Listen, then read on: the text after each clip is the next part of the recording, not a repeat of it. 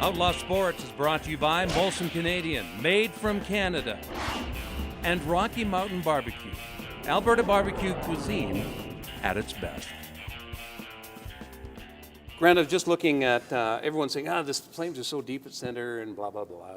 I'm looking at Backlund. He's got to have a breakout year. I mean, 25 points in 73 games, not good enough.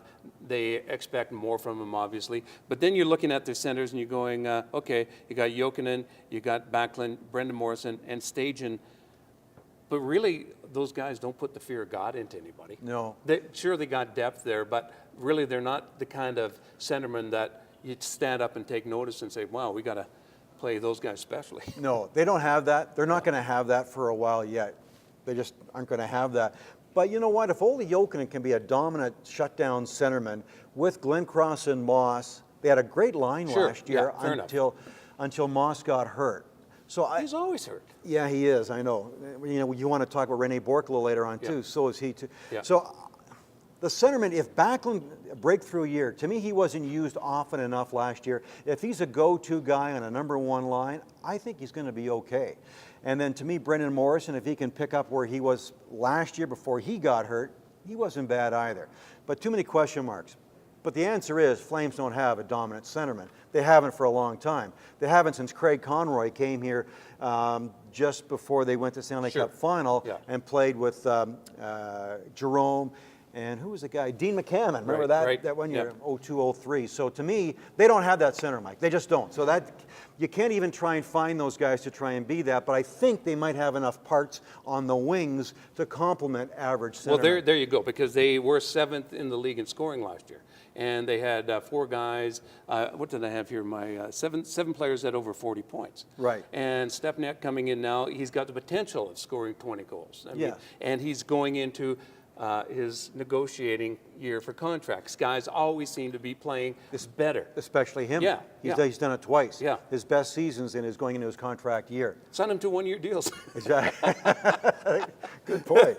Good point. Yeah. So I think because the Flames are pretty good in their top 6 on the wings, that I think they can get by with having average, a little above average centermen. Rene Bourque, Grant, let's talk about this guy. Is he on the verge of being a great power forward, or is this the kind of guy that every year we're going to be moaning and bitching about because you don't see a consistent effort from this guy all the time? Because when he's on, it's a pleasure to watch. Because he can do it all. Sure. He's a big, strong guy. Yeah. He can play it tough. He can score goals. Pretty good skater. Great shot. He gets hurt all the time. Yeah. And that was a knock against him when he was in Chicago. And it's been the case here with the Flames, too. And he's been hurt during this training camp, too. So to answer your question, I don't know. Yeah. We're always waiting for that, Mike, but I don't think it's going to happen. Maybe he's just going to be the guy who's always hurt. He's got 3 more years on his contract.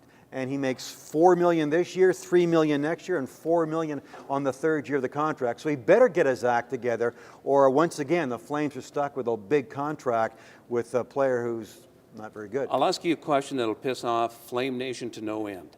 Is Kiprusoff overrated? No. I don't think today, in today's NHL, you need that number 1 game-saving goalie, wins you all the games like Kiprusoff was. Kiprusoff has been like that. And I have to admit, with the Flames and their talent level, you need great goaltending. Yeah. But to me, to win, you need good goaltending. You need game-saving saves at the right time. Corey Crawford's not a great goalie, but Chicago thinks he's good enough. Tim Thomas, is he a great goalie, Mike? No, he's not. He makes saves at the big time. So to me, you wouldn't put Tim Thomas. No, we're talking technically. No, absolutely not, Grant. I mean, you look at him, it's like watching Jeff Garcia practice. Would you put him in a game? No, but Wally did. And Tim Thomas is the same kind of guy. All over the... Hasek was the same kind of guy. No, okay.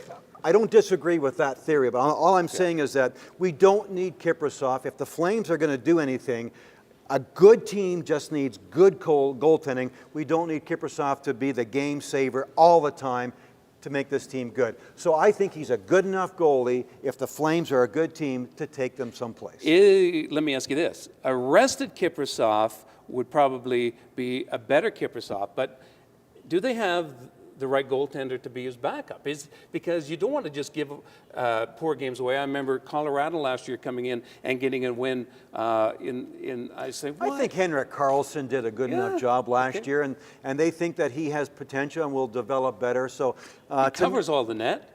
But he does. He's huge. They call him the Tower, the Calgary Tower.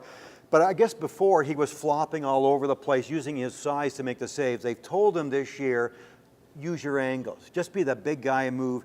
Don't be excess energy by just moving around. Slow. He did that in the preseason, Mike. So to answer your question, yes, I think Henrik Karlsson's the backup that can play 20 to 25 games. A more rested Kiprasov, a better Flames team. I think that's a recipe for success. Flopping all over with no direction sounds like my first sexual experience.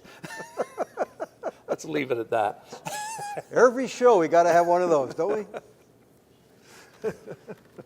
Hi, I'm Henry Burris. I love Calgary, and I'm proud to call this place home. While Calgary has an interesting history, there aren't a lot of buildings that remain since the early days.